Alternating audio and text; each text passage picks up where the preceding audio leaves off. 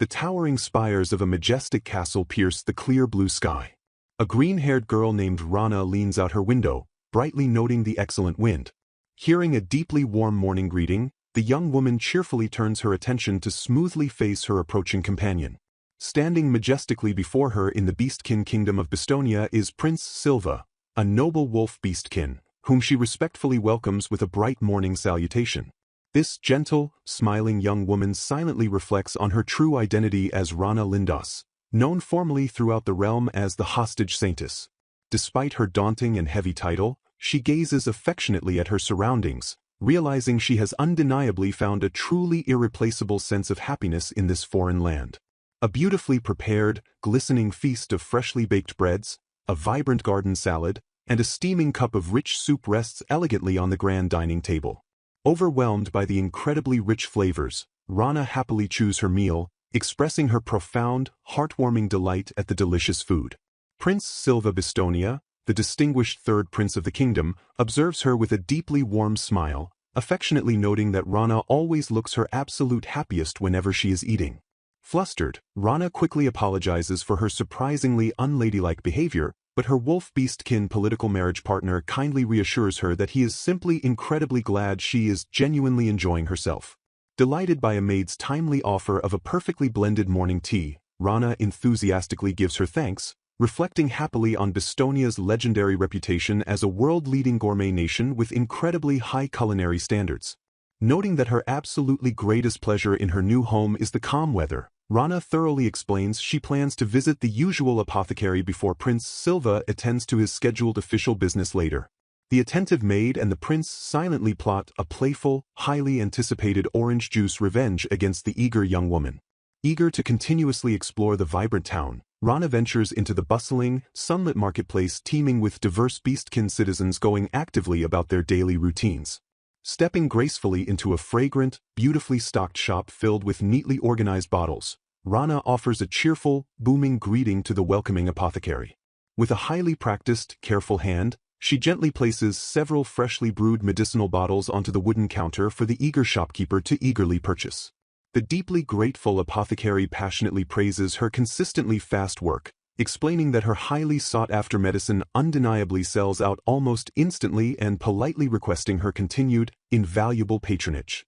Leaning in with an undeniable air of excitement, the intrigued shopkeeper suddenly asks Rana if she has heard the absolute latest, fascinating local news. He dramatically reveals that the popular fried chicken stall received a massive, highly anticipated shipment of fresh oranges that very morning, instantly capturing Rana's complete and undivided attention. Sprinting enthusiastically and breathlessly toward the bustling stall, Rana proudly locates her target and loudly orders a serving of delicious fried chicken expertly paired with a refreshing orange juice. Gently blowing on the dangerously steaming morsel, she happily bites directly into the hot fried chicken, completely savoring the intensely savory flavor. Taking a highly peaceful seat on a sunlit park bench, Rana admiringly arranges her hearty meal, completely thrilled to discover the generous vendor included wonderfully crisp bonus veggie sticks. Wasting absolutely no precious time, she quickly presses the straw to her waiting lips, drawing a remarkably long, deeply refreshing sip of the vibrant orange juice.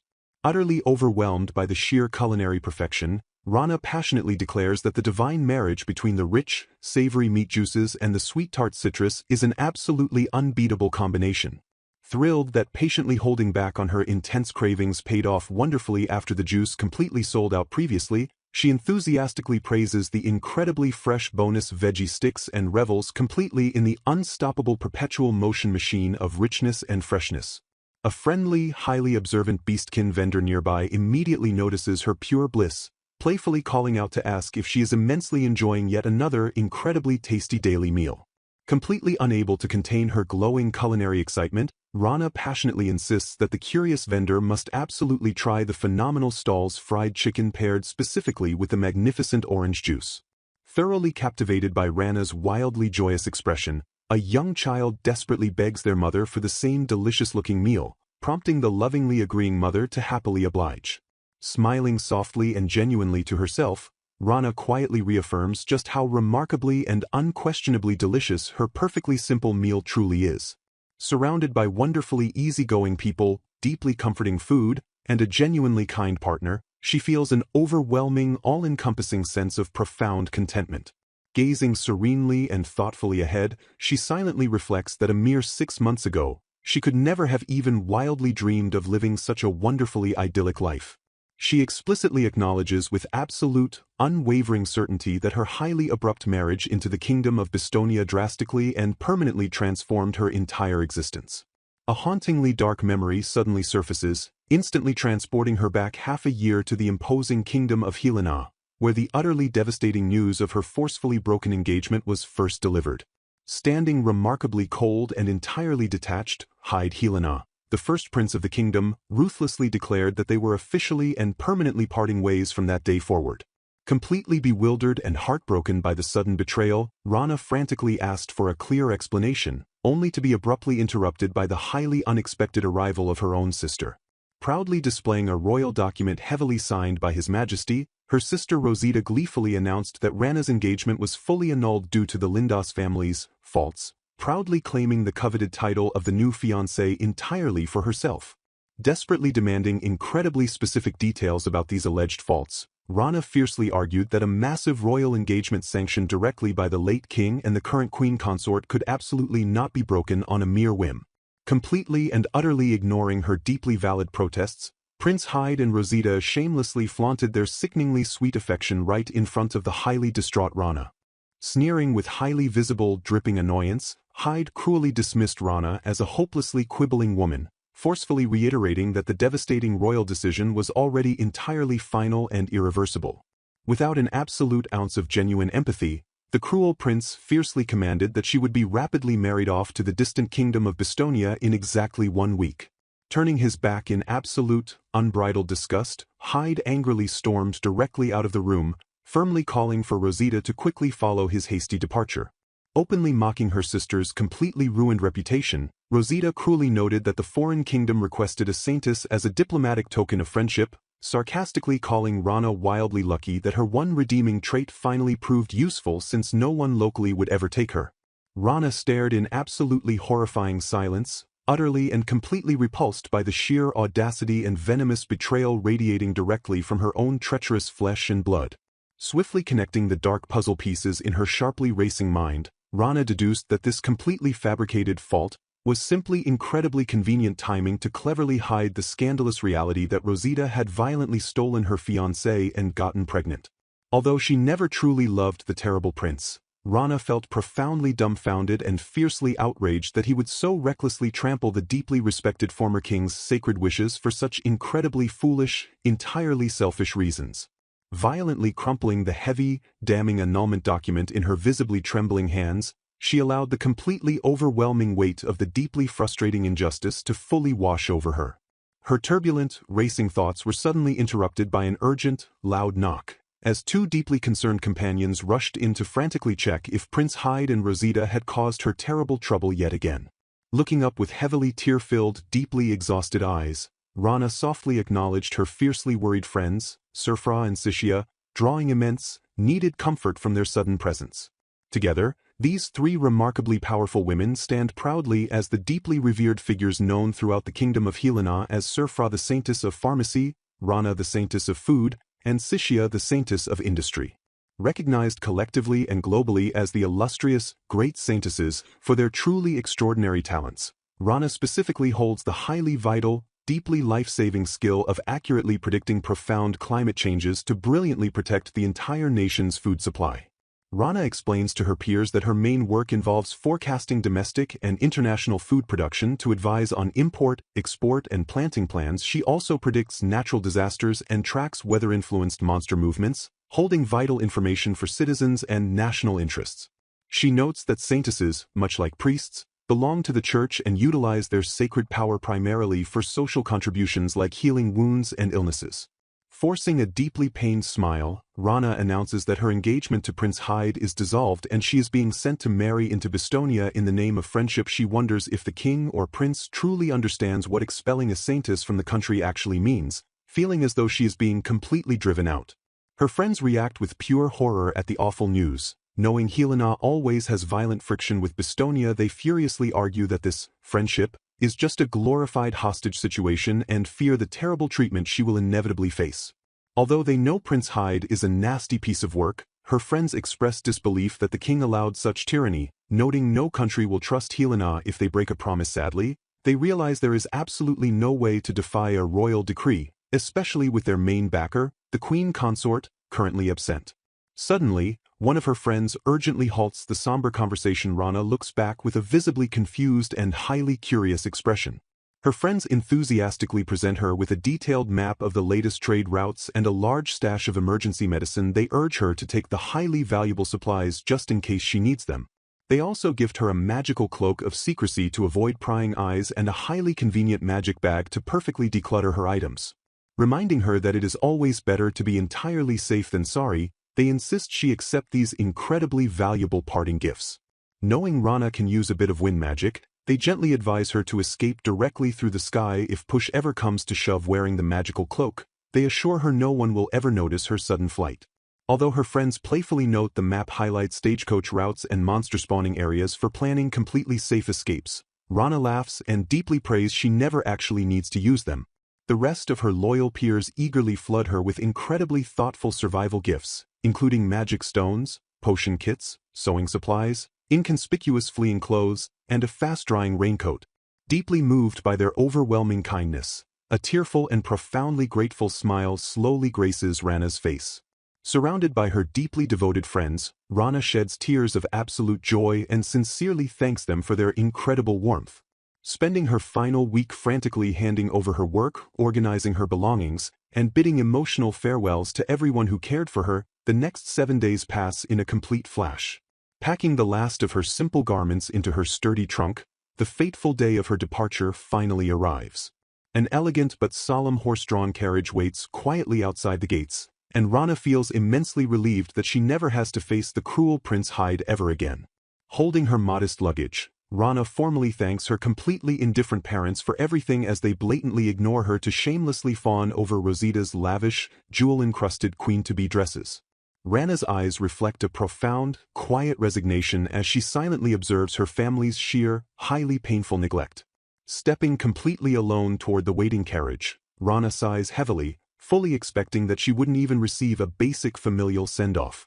She melancholically recalls that since early childhood, her parents only ever doted on the dazzling Rosita while treating plain Rana as an absolute, completely invisible nuisance that even the terrified servants ignored. Despite her deeply painful home life, she considers herself incredibly lucky to have found a true place as a saintess in the church. She feels genuinely blessed to have met highly respectable friends and a fiercely protective queen consort who always looked out for her. Gazing out the carriage window with a solemn expression, she quietly accepts that her deeply cherished church life is completely over now too. Surprisingly, as she settles into the carriage, Rana realizes that embarking on this restrictive hostage life actually makes her feel almost completely set free from her incredibly toxic family. Knowing it would be terribly troublesome for her friends if Helina demanded another saintess as a replacement, she firmly resolves to tread carefully and absolutely avoid getting killed outright in her new home.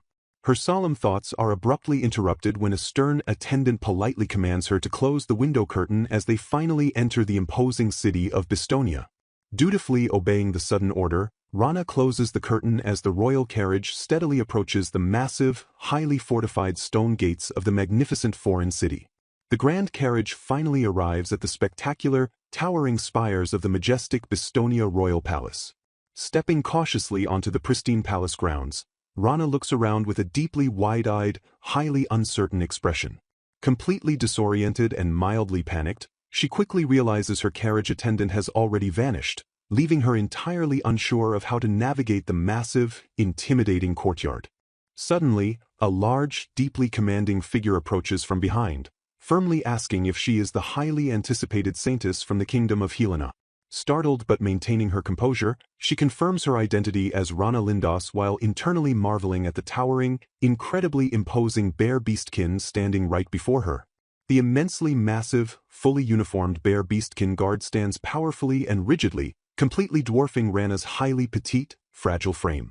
When Rana politely attempts to carry her own luggage, the gruff but highly efficient beastkin effortlessly takes her heavy trunk and commands her to follow him directly to the awaiting king. As they walk through the grand, highly ornate palace corridors, Rana politely thanks the completely silent guard, trying to completely ignore the harsh whispers from the gathering Beastkin staff wondering if she is Prince Silva's bride. The palace staff mercilessly gossip about her completely plain appearance and loudly pity their prince for marrying a noble from a deeply hated country, making Rana fully understand why her attendant previously forced her to hide behind the curtain. Startled by a sudden, incredibly tight formation shift, Rana flinches as the massive guards abruptly close in around her, nervously fearing that the hostile onlookers might actually start throwing stones. To her absolute highly profound surprise, the large bear Beastkin guards form a completely solid, fiercely protective physical wall entirely around her small body. Staring up in absolute, shimmering awe, Rana realizes the guards have perfectly and intentionally blocked out every single hateful stare from the viciously gossiping crowd. She notes with deep, highly genuine appreciation that despite their vastly different builds, the massive Beastkin guards are wonderfully matching her slow pace to keep her entirely safe and comfortable. Bowing her head with a soft, deeply relieved smile, she whispers a truly heartfelt word of thanks to her silent, highly noble protectors. The stoic, incredibly professional bear Beastkin guard twitches his rounded ear ever so slightly, silently acknowledging her deep, genuine gratitude. Even if they were simply ordered to prevent her from getting damaged before the upcoming wedding ceremony, she feels incredibly grateful to be treated with at least some basic dignity as the prince's bride-to-be. The protective escort finally brings her directly before a set of massive, incredibly ornate white double doors heavily guarded by two extremely stern, spear-wielding Beastkin sentries. The lead guard strictly advises her to mind her absolute best manners, solemnly announcing that the king, queen, and her future husband, the third Prince Lord Silva, are waiting just ahead. With a highly dramatic, heavy mechanical clack, the intricate handle of the massive, brilliantly carved royal door slowly begins to turn. Taking a deeply nervous, highly anxious breath, Rana steps forward as the grand doors swing completely open, revealing the massive royal throne room stretching out before her. Walking slowly and carefully down the incredibly long carpet, Rana passes through a deeply murmuring sea of highly curious Beastkin nobles flanking the central aisle. At the very end of the massive hall, the king and queen sit highly imposing upon their grand thrones, while a tall, highly dignified wolf Beastkin prince stands proudly by their side. Gazing down with absolute, incredibly intense royal authority, the Beastkin king looks directly at the highly nervous Rana and formally acknowledges her fateful arrival. The tale begins with the ominous title of a captive, the saintess hostage. Before an imposing throne room, three royal figures sit in silence as the fate of the saintess hostage is sealed. Rana Lindos stands with a look of profound trepidation, silently repeating the terrifying word, hostage, to herself. Staring at the backs of the Beastkin before her, she realizes she is the only person from Helina present, removing any need to maintain the pretense that she is simply the prince's bride. The ruling class makes no effort to hide their discriminatory feelings and acts disrespectfully, causing Bastonia's resentment to keep growing, even though friendly relations exist among commoners and church officials who share the same faith.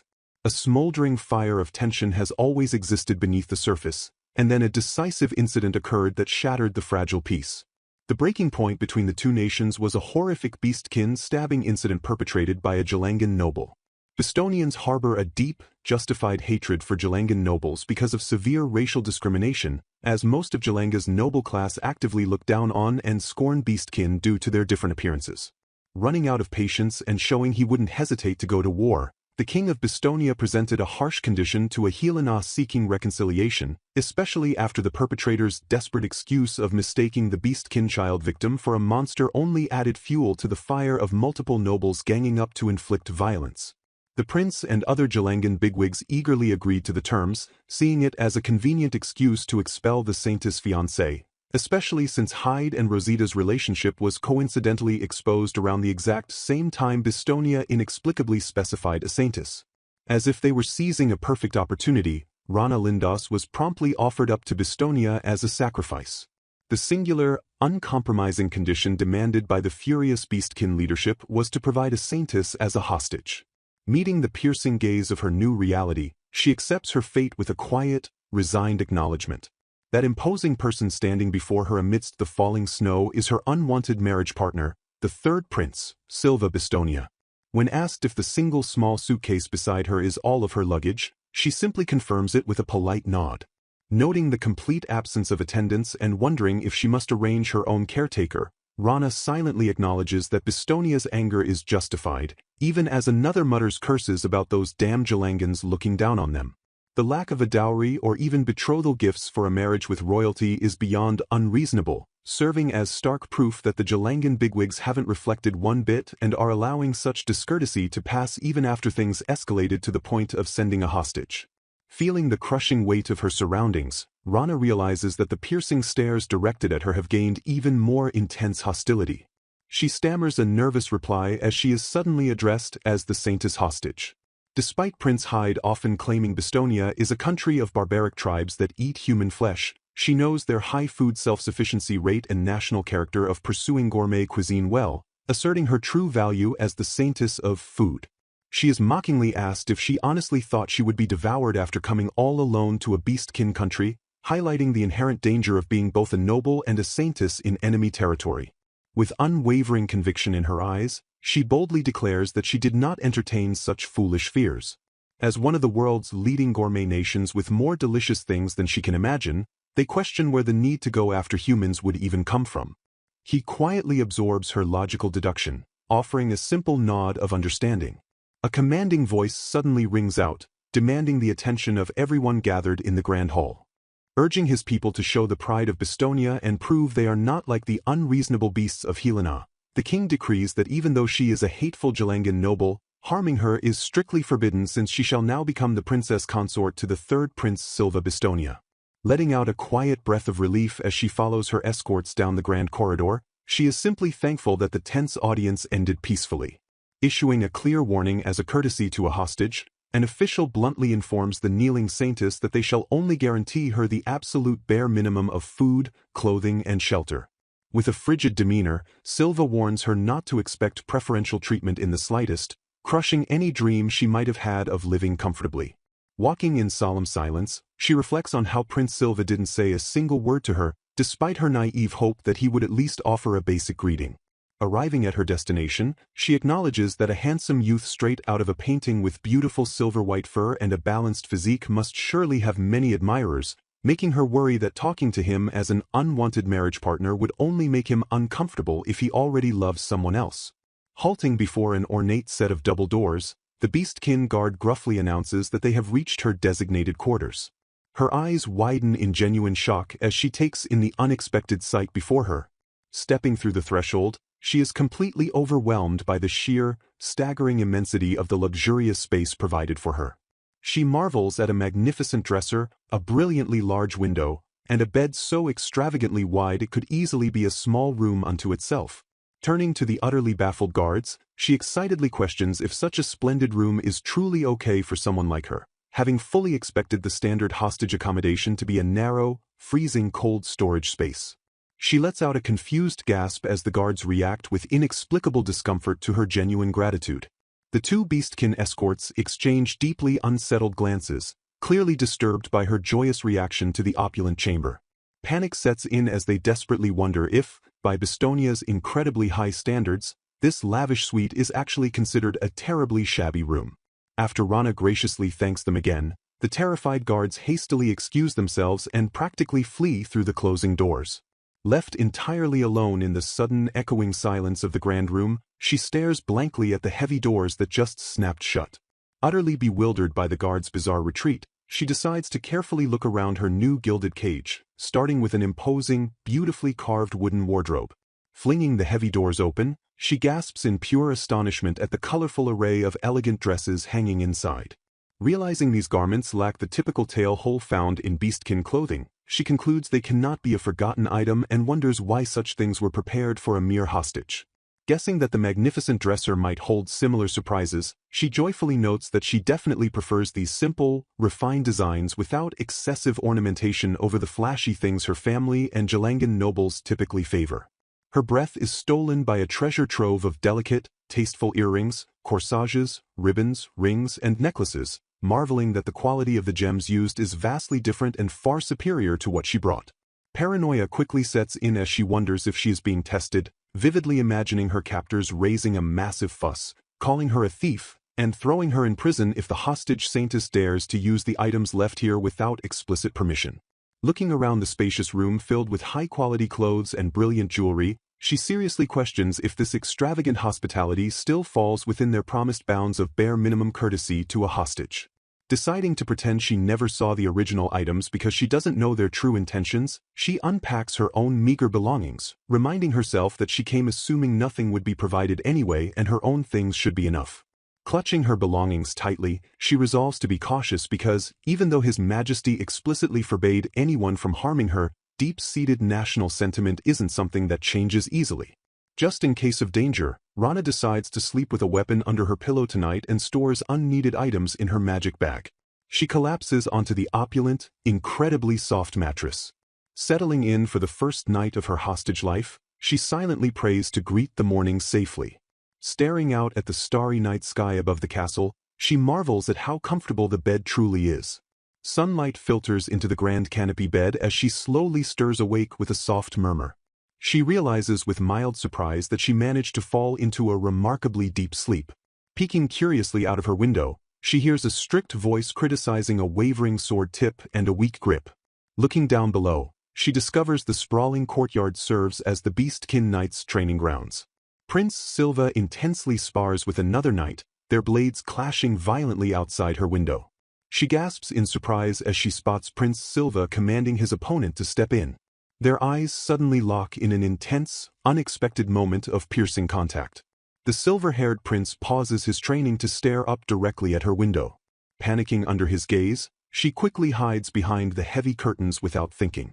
Peeking nervously from behind the fabric, she worries if her sudden retreat seemed weird to him.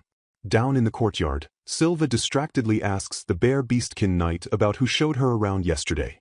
A sudden, loud knocking at her bedroom door startles her as a voice announces their arrival. 3 maidservants barge in with breakfast, aggressively demanding that she should be grateful for the delivery. She stares blankly at the hostile Beastkin maids, letting out a completely bewildered sound. Struggling to avoid being rude, she awkwardly admits she simply didn't expect a maid to actually deliver meals to a hostage.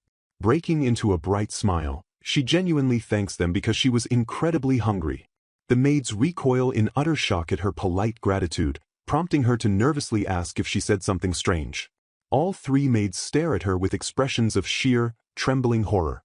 Deeply confused by their reaction, she watches as one maid aggressively covers her ears and yells at her not to get cocky. Sitting down, she rationalizes that their clumsily blunt insults lack the sharp edge of her usual noble rivals, assuming they just aren't used to serving Jalangans. Her eyes widen and a literal shockwave of realization hits her as she finally takes in the meal. She realizes the breakfast is an incredibly lavish spread of nut bread, corn soup, salad, eggs, and strawberries, completely contradicting her expectations. Astounded by the crystal-clear water and polished cutlery, she questions if this is truly meant to be a hostage's meal before the maids hastily retreat outside. Swallowing nervously, she wonders if this extravagant meal, much like the luxurious dresses and jewelry, is actually some kind of twisted test. Recognizing she is a total sucker for delicious food, she decides she absolutely cannot pretend she didn't see this feast. Steeling her resolve, she starts by taking a hesitant sip of the soup. The taste is overwhelmingly delicious, sending her into a state of absolute oral bliss. She meticulously analyzes the flavors, noting how the firm bread dips perfectly into the soup while the salt enhances the corn sweetness. Devouring the meal, she delights in the large, sweet strawberries and the cold but appetizing eggs covered in tomato sauce. Although she initially planned to use special medicine if the food felt off, she is completely won over by Bastonia's incredible gourmet palate. She confidently concludes that mixing poison into such a masterpiece would be an outrageous sin, even for enemies trying to harass her. Opening the doors, she surprises the whispering maids by cheerfully announcing that she has finished the entire meal. The maids are completely flabbergasted that she completely finished the spread, while she internally sighs at their recurring shock. The maids' suspicious behavior continues as they mutter half-hearted insults about her being a glutton, leaving her deeply puzzled. Deciding to keep a daily record of her meals and observations, she notes how the maids aggressively insist on doing her laundry and cleaning every few days. Diligently writing in her journal, she hopes to figure out the strange, concentrated flavors and the overall bizarre feeling of her captivity. Her notes document clean but unscented sheets and daily eye contact with Prince Silva during his practice, wondering if it's surveillance or posturing. A full month passes in captivity, and she cheerfully enjoys yet another delicious meal while reflecting on her time there. She questions if this prolonged, comfortable treatment is meant to lull her into complacency or if Bastonians are just exceptionally patient. Despite the maids continuing to throw their clumsy insults, she notes there is absolutely zero actual harassment in her meals or furnishings. Leaning against her door, her attention is suddenly caught by the hushed, distressed voices of the maids echoing in the hallway. She overhears them crying that it's too much, complaining about the salty soup served at every single meal. Feeling incredibly guilty, she mistakenly assumes that taking care of a Jalangan noble is a terrible burden for them and vows to do more for herself. However, she realizes they are actually crying out of pity for her, sobbing over the livestock feed, hard bread, and her tragic lack of anywhere else to go. Thoroughly bewildered by their tearful sympathy, she tries to reconcile their pity with the head maid's supposedly harsh orders. Staring at her perfectly seasoned soup and flavorful bread, she finally realizes that this incredible, gourmet food was actually intended as severe harassment. Recognizing the gourmet nation of Bastonia, the protagonist notes that even their harassment meals are gourmet class. Observing the weeping beastkin maids, she realizes their sensitive taste buds are vastly overwhelmed by the food. She muses that eating Jalangan cuisine would probably make them faint outright. Jalangan culinary culture historically stagnated due to geography and stubborn nobles prioritizing fashion over flavor. Their mainstream diet consists of hard bread and mushy, unseasoned slop that individuals must salvage with table salt or vinegar. Enduring the awful taste of her homeland's food, she links her dwindling sacred power to the abysmal culinary standards. Despite being the recognized saintess of food, her attempts to elevate their cuisine were completely futile. A stunned maid interrupts her empty meal, assuming the hostage is forcing down the food in misery. Savoring every bite of the vast improvement from her homeland, she realizes her genuine gratitude is making their harassment attempts look incredibly clumsy. Wiping her mouth, she considers coming clean to ease their worries but fears the resulting complications. Taking pity on the flustered head maid attempting to bully her, she decides maintaining the status quo is the safest bet. 3 months pass in relative peace. Gazing at a colorful drink, she remains committed to playing the role of the pitiful Jalangan hostage. She happily notes that the intended harassment of a completely melted tricolor sorbet just tastes like delicious fruit water. She wonders if they deliberately left it out to melt as another clumsy prank.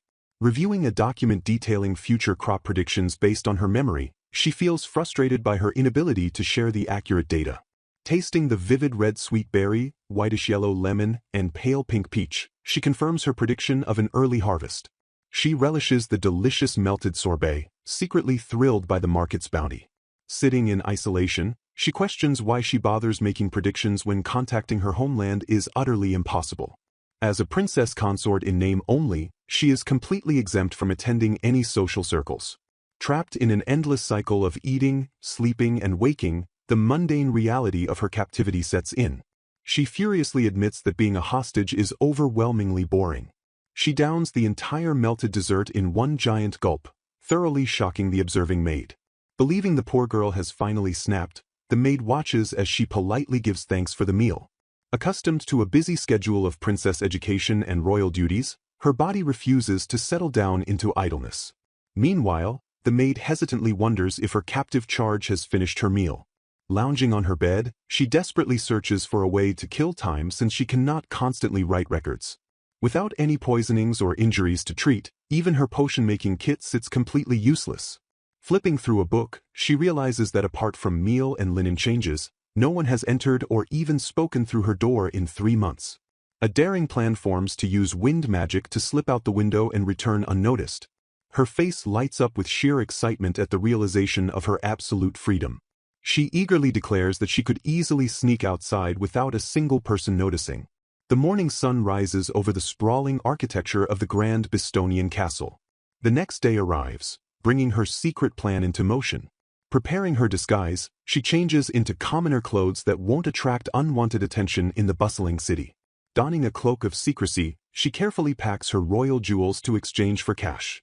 Standing at the open balcony doors, she feels a strong, favorable breeze sweep through the room. Confirming the ideal weather conditions, she prepares for the final step of her escape. Clasping her hands together in deep concentration, she channels her innate magical energy. She fervently prays to the spirits, asking them to grant her their divine protection for the flight. With her magical preparations complete, she steps onto the precarious edge of the balcony. Taking a deep breath, she boldly launches herself into the empty sky.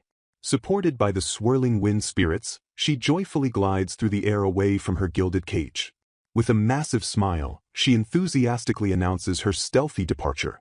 A patrolling guard catches a fleeting glimpse of movement in the sky above the castle walls. Blinking in confusion, he quickly brushes off the sight as a simple trick of his imagination. Guided by the wind, she seamlessly descends toward the cobblestone streets of the town. She targets a quiet, shadowed alleyway to safely make her hidden landing. Her dark shoes make contact with the cracked pavement as she touches down. Absorbing the impact, she stabilizes herself with a quiet grunt of effort. The stealthy aerial insertion goes off without a single hitch. She beams with pride, celebrating her safe arrival in the bustling castle town. Tucking herself beside a barrel with a startled black cat, she quickly folds up her stealth robe. She neatly stashes the magical garment away inside her dimensional bag to complete her disguise. Stepping out into the light in her simple peasant dress, she looks like a perfectly ordinary town girl. Brimming with excitement, she declares her covert preparations officially complete. Peeking cautiously around the brick corner, she watches the locals going about their daily business. With a confident smile, she steps out to freely explore the vibrant streets. Emerging from the alley, she is instantly captivated by the lively atmosphere and flying doves. Her eyes widen in pure amazement at the beautiful, sunlit architecture of the town. Distracted by the sights, she accidentally crashes hard into a passing beastkin carrying a large sack. The kind beastkin quickly apologizes, checking to see if the little human miss is all right after the startling impact. Recovering quickly, her attention is immediately stolen by the delightful storefronts lining the street. She marvels at the incredible, lively energy radiating from the nearby bakery and cake shop. Admitting she only recently moved to the country, she confirms the friendly beastkin's suspicions. Excited to share his culture, he enthusiastically insists she absolutely has to try a local delicacy. Brushing off the collision with a polite bow, she assures the concerned stranger that she is perfectly fine. Noting her wide-eyed wondering, he accurately guesses this is her very first time visiting the town. Thick cuts of meat sizzle loudly over an open flame, dripping with savory juices. The vendor proudly presents his shop's ultimate specialty, freshly grilled beef skewers. Salivating intensely over the magnificent meat, she painfully realizes she is completely broke. Fighting her cravings, she desperately asks the vendor if there is a nearby shop that buys goods for cash. Following the vendor's directions to turn right, she arrives at a sturdy, imposing door. As she hesitates, a booming voice suddenly commands her to move aside. She jumps back in shock as a massive, muscular beastkin brushes past her. He casually barges through the doorway while carrying two enormous, dead boars over his shoulders. Stunned by the casual display of superior beastkin strength, she watches the man haul the huge monsters away. A bespectacled receptionist warmly greets her, confirming she is there to sell and directing her to room number 8. She takes a seat in the private appraisal room, nervously fidgeting with her bag. An appraiser enters shortly after, politely thanking the disguised princess for her patience. The handsome, bespectacled appraiser flashes a professional, welcoming smile. Leaning forward with practiced interest, he asks what valuable items she has brought in to sell today. Reaching into her bag, she carefully presents the royal jewelry across the velvet table. She explains they were gifts she has no use for, hoping to quickly exchange them for spending cash. 3 exquisite, jewel-encrusted pendants gleam brightly inside their protective display boxes. The appraiser leans in close to inspect the craftsmanship, humming thoughtfully as he evaluates their worth. Disappointed by his initial lowball offer, she suspects he is trying to exploit her apparent ignorance. Refusing to be scammed, she confidently haggles for a higher price by pointing out the current high market demand for blue stones.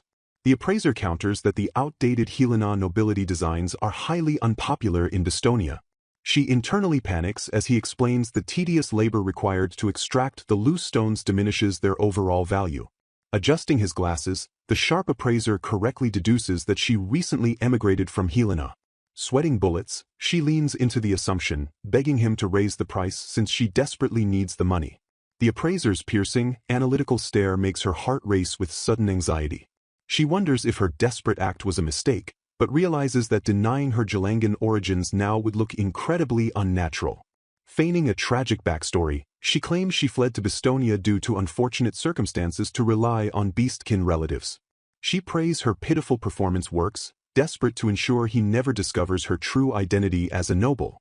Buying her sob story, the appraiser takes pity and agrees to slightly raise the purchase price. Thrilled that her desperate acting actually worked, she eagerly awaits his final, conditional offer. Startled by the sudden question, she blinks in confusion as the appraiser cheerfully asks her to name the most delicious thing she's eaten recently.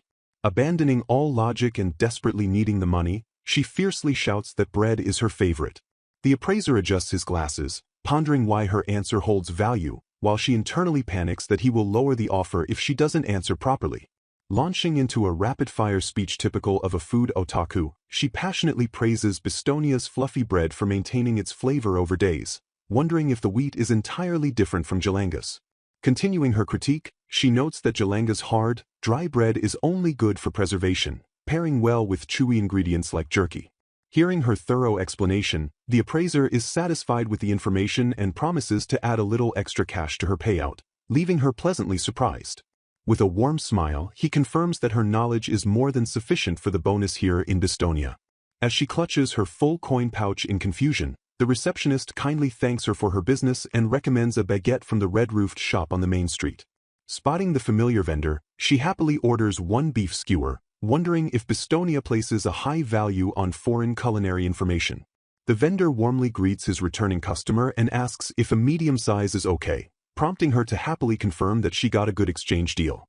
Holding up the skewer, she notes the size differences. A medium is normal, a small is bite-sized, and a large is roughly the size of Rana's entire arm. With her mouth watering, she eagerly takes a large bite of the freshly grilled meat. Her face melts into pure, euphoric bliss as the rich flavors explode in her mouth. Chewing happily, she notes that while the castle food is good, it is always served cold, making this warm meal an absolute delight. Walking down the street, she spots another townsperson enjoying a meal and instantly begins craving what they are eating too. Her eyes light up as she spots the distinctive red roof of the bakery the receptionist recommended earlier. Inside the bakery, a mouth-watering display of assorted breads, pastries, and savory treats lines the shelves. Stepping out with a full paper bag, she happily calls out her thanks to the bakery staff. Biting into the baguette, she is amazed by the perfect balance of sourness and saltiness, praising its crispy exterior and chewy interior. Deciding to save the rest for a snack so she won't ruin her dinner, she acknowledges that you can never go wrong with a local's recommendation. A display case showcases even more treats, including star-shaped cookies, glossy dark chocolates, and delicate pastries. Overwhelmed by the delicious sights, she forces herself to look away, clutching her bag and lamenting that there are simply too many temptations. Needing to calm her racing appetite, she decides to step away from the bustling main street. Reaching a large wrought iron gate with a clock tower, she realizes she has reached the edge of the street where the crowds finally thin out. Suddenly, something catches her eye, causing her to stop and look closer. Nestled among the lush greenery, she spots a quaint, cottage-style building with a chimney and large windows. Stepping inside, she marvels at the shelves lined with rare, high-quality medicinal herbs from distant regions, realizing she has found a pharmacy.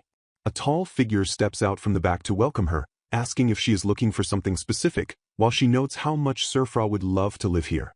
Startled by the large rabbit beastkin shop owner, she stammers nervously.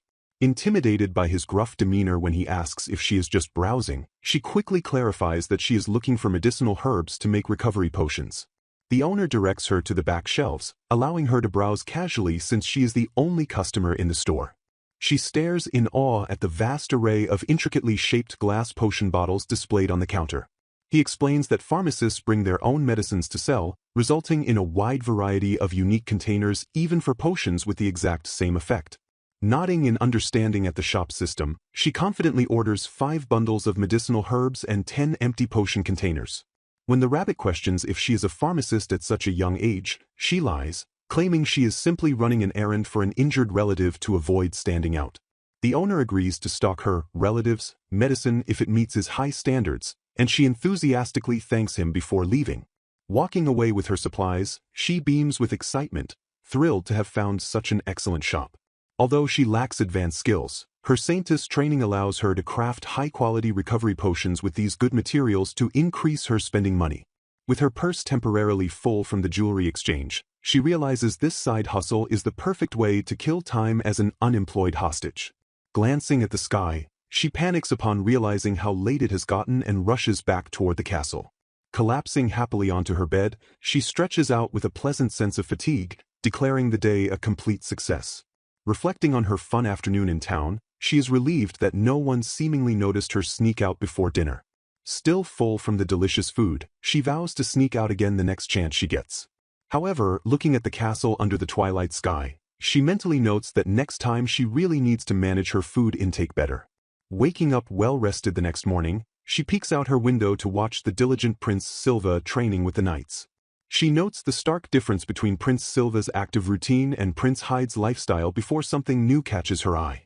Spotting a small, unfamiliar mouse beastkin on the training grounds, she assumes he must be a recruit.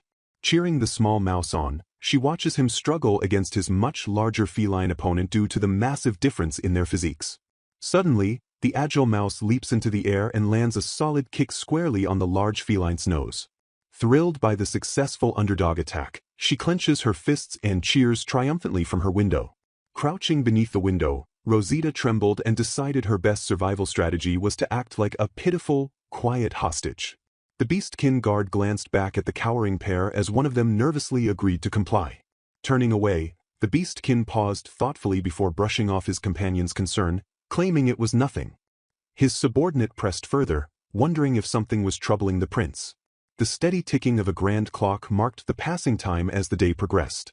Shaking off his distraction, the prince declared he had his own tasks to accomplish today. Elsewhere, an array of alchemy tools and a dark potion cauldron sat ready for use.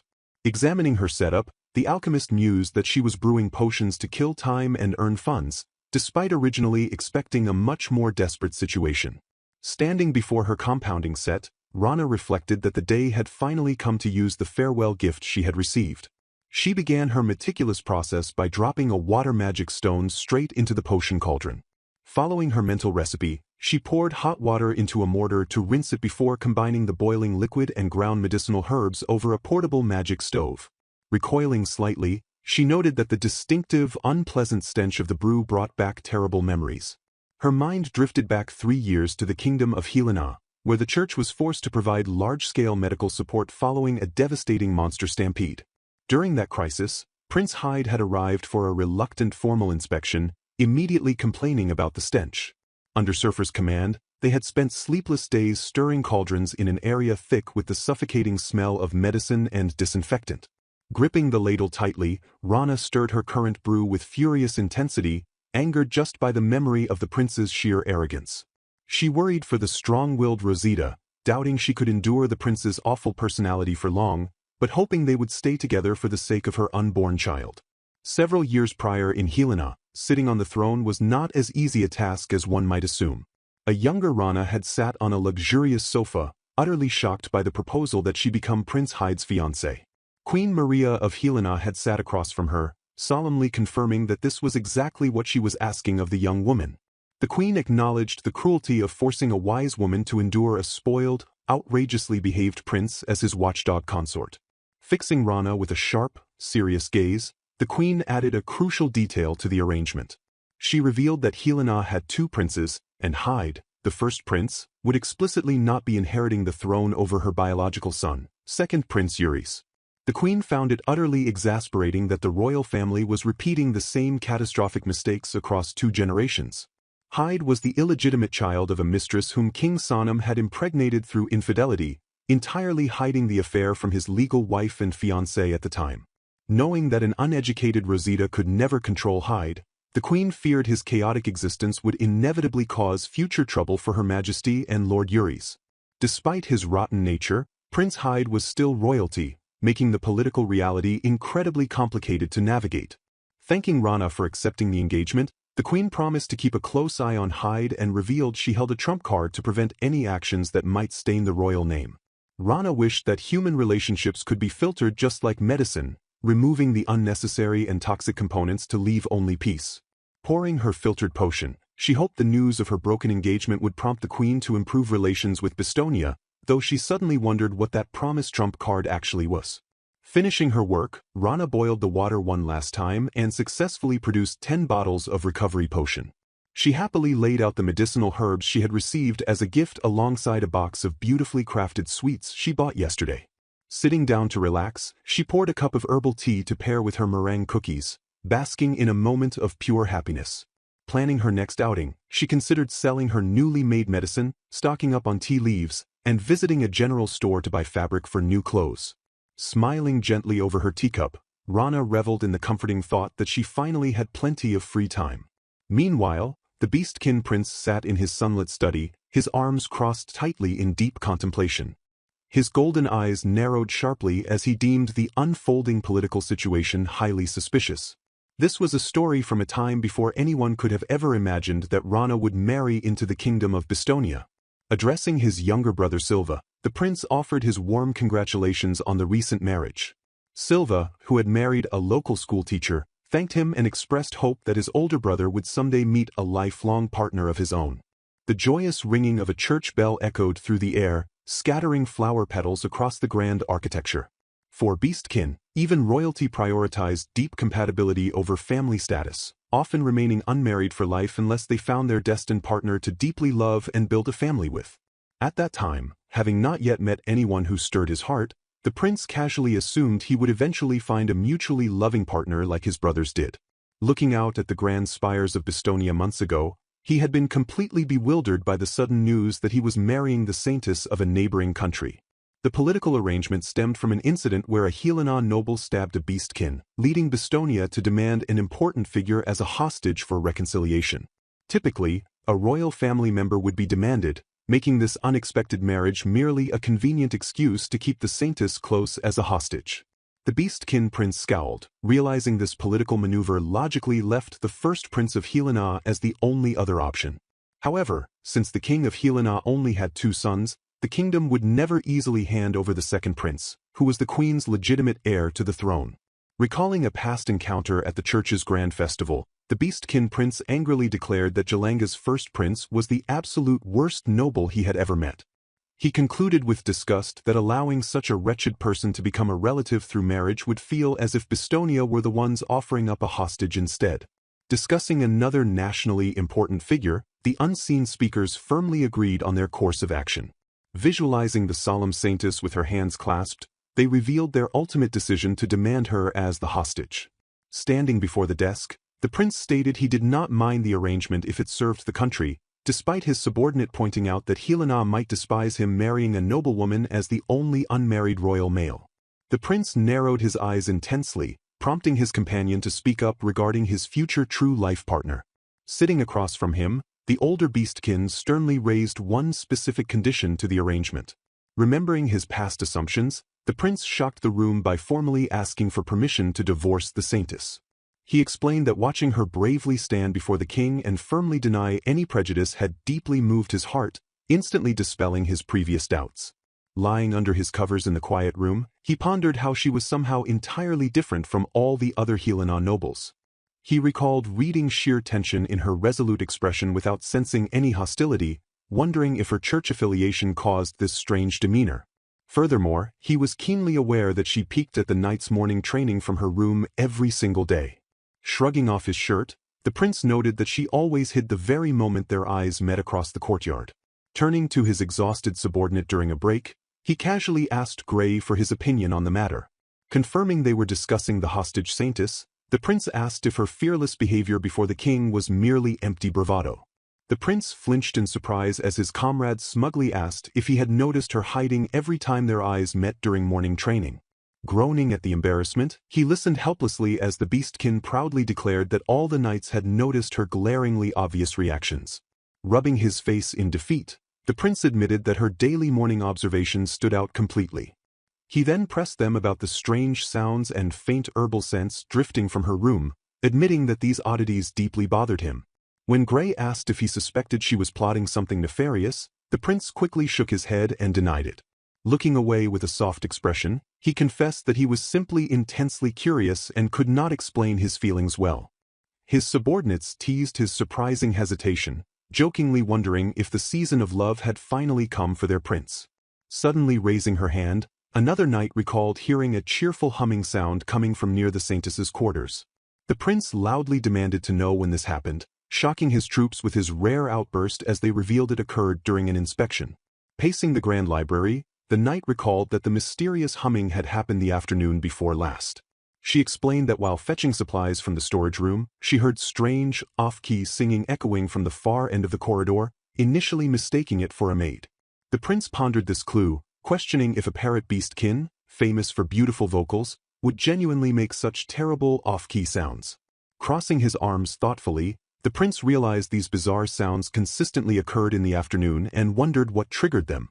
Whispering among themselves, the knights questioned how the prince spent his days and why he never simply checked on his own wife. Hearing their muttering, the prince slumped over the desk in sheer defeat and confusion. Resting his chin on his hand, he bitterly reminded them that their marriage was merely political and entirely in name, doubting she would ever welcome his visit.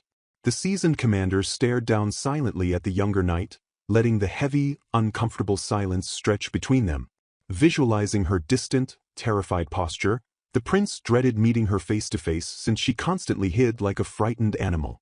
Leaning on the desk, he questioned whether her hiding truly stemmed from genuine fear or something else entirely. When asked to elaborate, the prince brought up the specific morning a new mouse beastkin joined their training sessions. He recalled hearing a cheerful shout of encouragement from her window the moment the defensive mouse landed a solid hit, a detail Gray suddenly remembered as well. The prince logically argued that a woman who genuinely feared beastkin and was only showing bravado before the king would never cheer so brightly for them. Another knight chimed in, noting that the saintess had politely thanked them while being guided through the hall, a completely unexpected gesture. Since a true Helina noble would never thank a beastkin, the guard admitted he thought he had misheard and failed to report the anomaly. Other knights rapidly confirmed they had also been thanked while escorting her, leaving the commander deeply intrigued by this consistent kindness.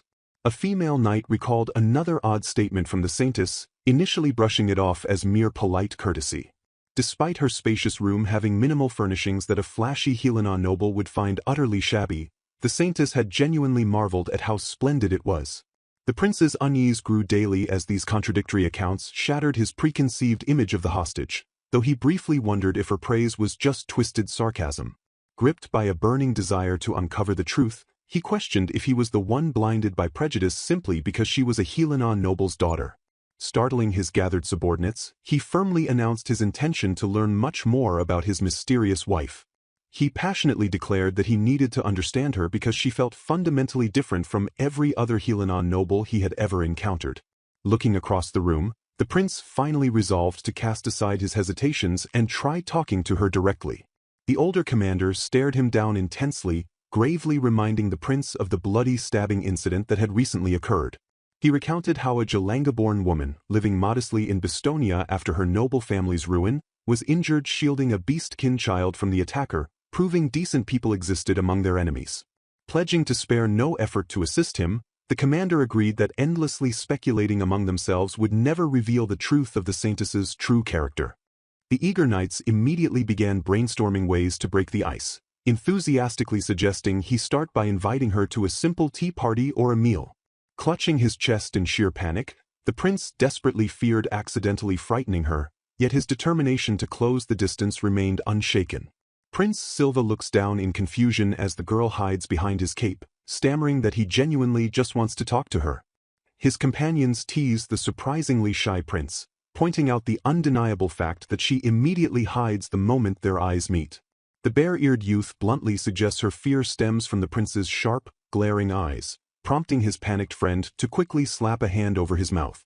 Prince Silva worries that forcing contact might ruin her progress, hoping the strange sounds she makes are actually proof that she is finally letting her guard down. Hoping to bridge the gap, his subordinate suggests gathering information from the people working closely around her.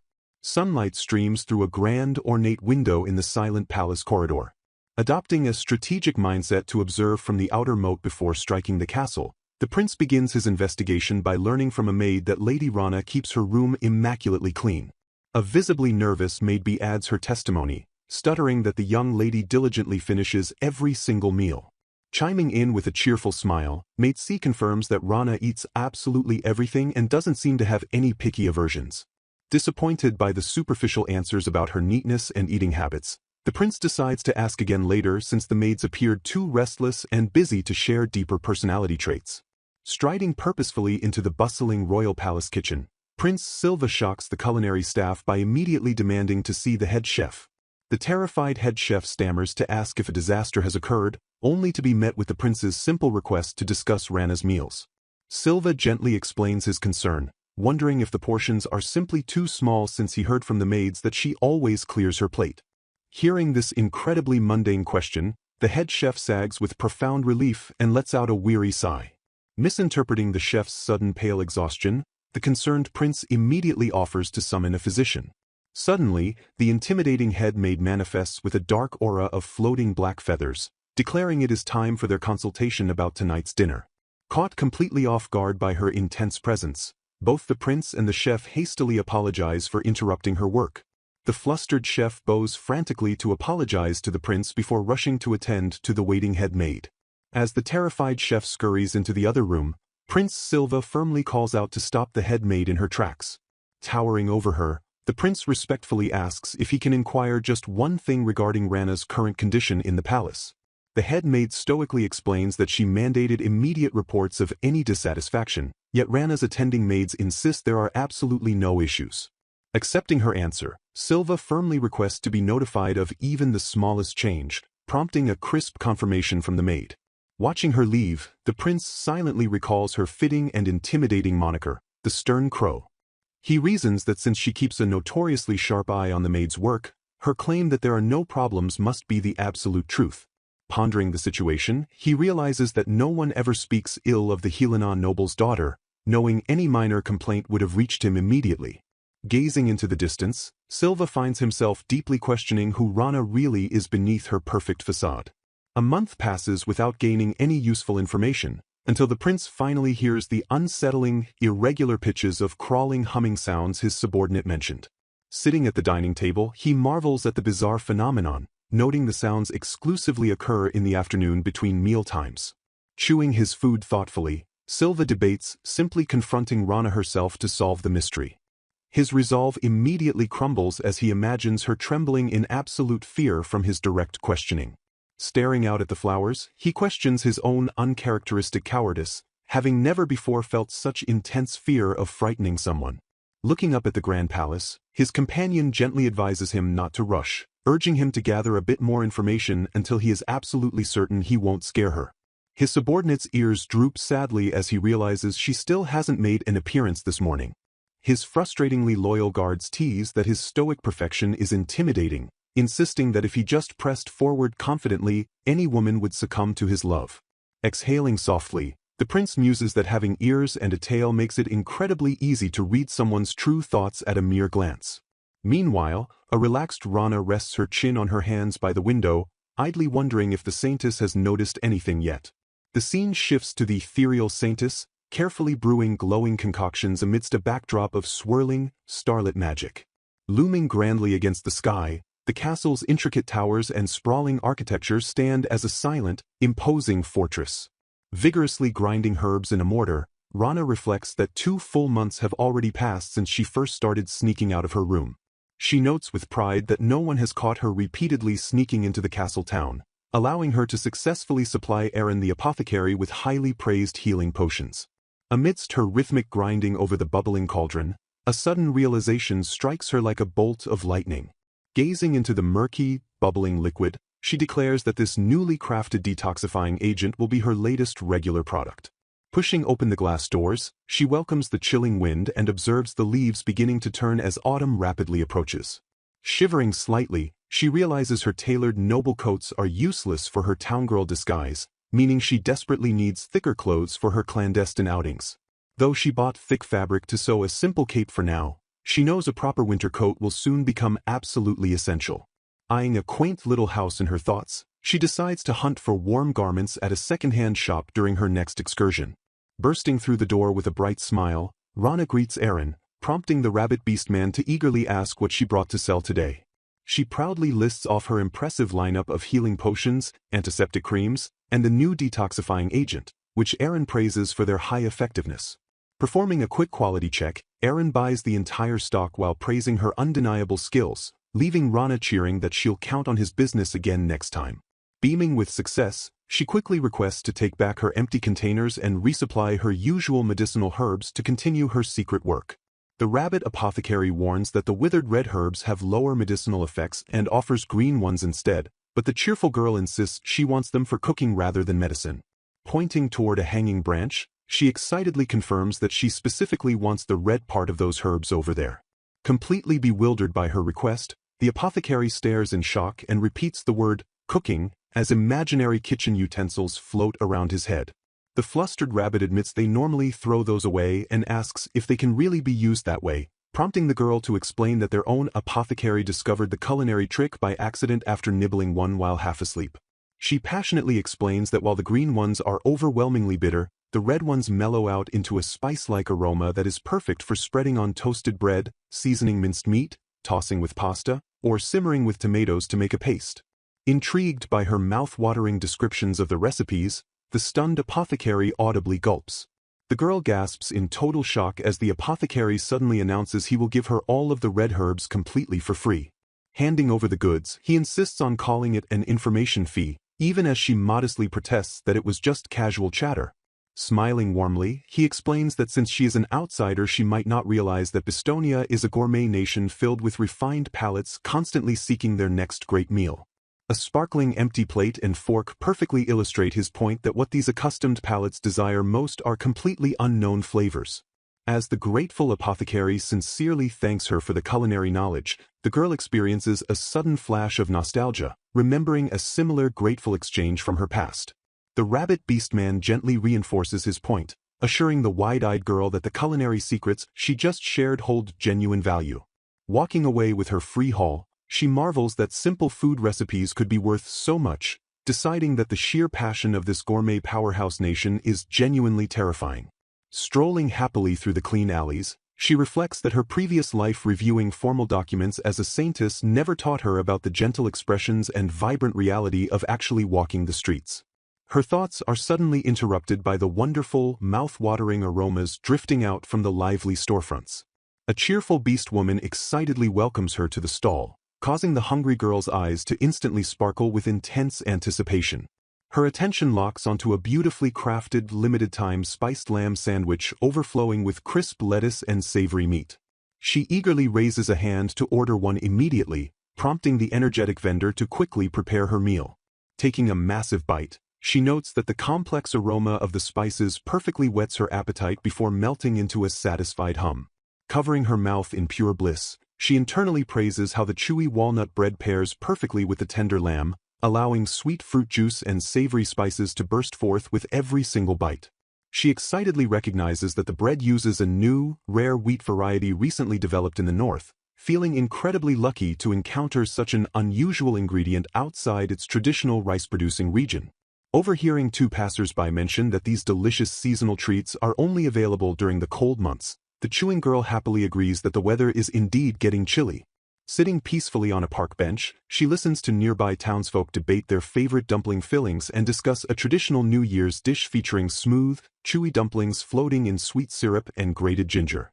Her relaxing culinary daydream shatters as two beastfolk stroll past her bench wearing thick, cozy winter garments.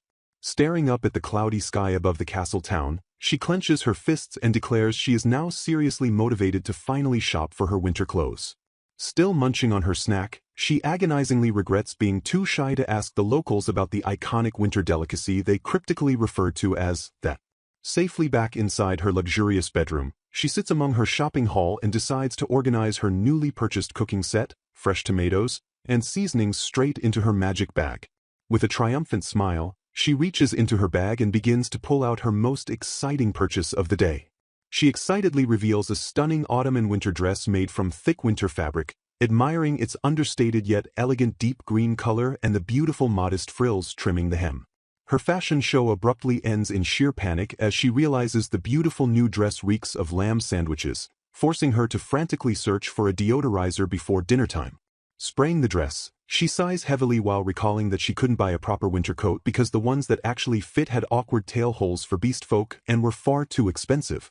The very next day, a dark and oppressive weather front moves in, hammering the Bastonia castle town with relentless heavy rain. Standing quietly by her window, the young girl gazes out at the torrential downpour battering the glass. Staring up into the pitch-black sky, she solemnly recalls that this miserable, soaking rain is forecasted to last for 3 full days. Knowing it will be completely impossible to go out or even open her windows to ventilate if a full storm hits, she decides she absolutely must finish brewing her medicine today. Having successfully bottled all of her freshly brewed medicinal potions, she confidently reaches into her bag to retrieve the fresh tomatoes. Armed with her newly purchased cookware, she cheerfully plans to simmer the fresh tomatoes and apothecary herbs until the moisture evaporates, finishing it with salt and pepper to create a delicious paste perfect for spreading on town bread. Tasting her culinary creation with a satisfied hum, she considers buying fruit next time to make homemade jam, completely oblivious to the ominous flash of lightning striking outside her window. Watching the storm worsen, she casually reasons that the rain and lightning strikes will only intensify, noting that such violent weather isn't particularly unusual in her home region of Helina. However, she quickly remembers that Bastonia's unique terrain makes it incredibly difficult for thunderclouds to develop overhead, meaning a storm this severe hasn't actually happened here in years. A dark realization suddenly washes over her as she remembers the terrifying truth that lightning inevitably brings monsters. She visualizes the horrifying beasts that store raw lightning within their bodies, capable of instantly paralyzing absolutely anyone unfortunate enough to touch them. A terrible feeling settles in her gut as she realizes that while antiparalysis medicine is rare in Helina due to Beastfolk's natural resistance, it is widely distributed in Bastonia specifically to prepare for these rare monster attacks. Staring out into the relentless downpour, she resolves to visit the apothecary the moment the rain finally stops to ask in detail about the circulation of antiparalysis medicine in Bastonia. 3 long days later, the violent weather finally breaks, leaving the battered locals to remark on the sheer intensity of the passing storm. The concerned apothecary asks if she is all right, explaining that the spooked gate guards heard monster howls during the lightning strikes and ordered everyone to stay on high alert. Hearing reports of howling and rock slides on the nearby mountain road, the girl's face falls as she realizes her fears were completely justified and the lightning monsters have indeed appeared. She mentally traces the monsters' deadly habits, knowing they travel in groups following thunderclouds to absorb residual electricity near strike sites, causing rock slides along their route before viciously attacking nearby villages. Visualizing a tactical map of the surrounding terrain, she connects the rock slide locations and deduces with absolute certainty that the monster's primary target will be the bustling castle town. Staring toward the perimeter walls, she realizes the west gate will undoubtedly face the first wave of attacks, desperately hoping the station soldiers are fully prepared with antiparalysis medicine. Seeking the necessary components for an antiparalysis medicine, the young woman desperately asks the shopkeeper Aaron if he stocks any of the prepared remedy. Realizing that the demand in this country is incredibly low, she correctly deduces that the gate guards are unlikely to have any supplies either.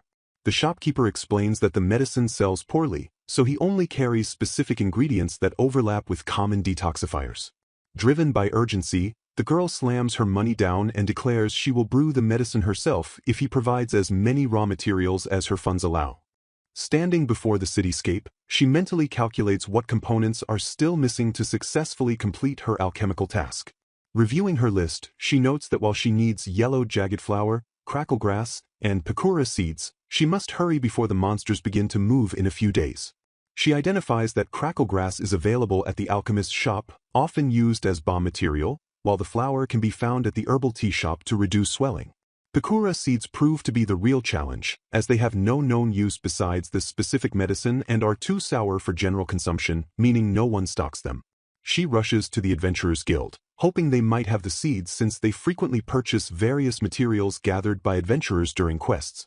Her hopes are dashed when the guild receptionist explains they do not sell materials directly, leaving her to despair until a mysterious cloaked figure interjects. A handsome young man in a travel cloak appears suddenly, flashing a confident grin as he asks her exactly how many seeds she requires. Stunned by the sudden offer, the young woman stares at the stranger and tentatively asks for his identity. While the man bears a striking resemblance to Prince Silva, she quickly dismisses the thought because the prince has distinct silver hair and eyes.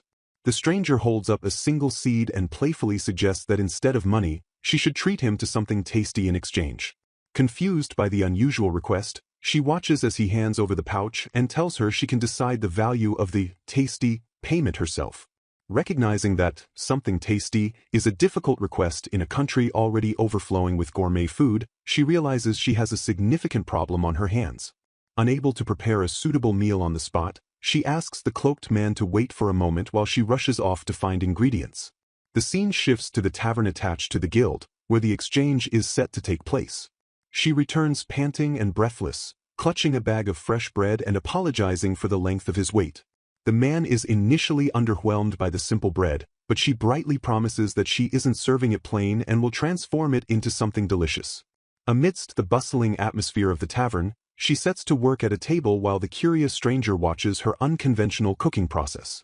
She heats olive oil in a portable skillet to toast the bread before layering on her homemade tomato paste and thin slices of cheese.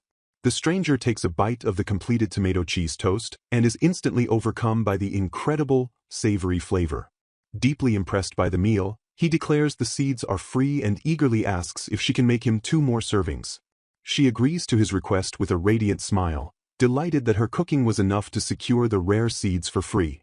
As he eats, he remarks that while he has had similar dishes, her tomato paste is on an entirely different level of quality. When he asks for the recipe, she playfully declines, reminding him that food information is a valuable commodity and her specific secret. Curious about his habits, she asks why he possesses so many pakura seeds when there is almost zero demand for them in Bastonia. She reveals her deep knowledge of the plant, noting that biting into them is intensely sour, which is exactly why she uses them to stay awake. The man is visibly shocked and asks if she has actually experienced that intense sourness firsthand, mirroring his own experiences. Bursting into laughter, he realizes they share the same eccentric habit and feels a sudden sense of kinship with her.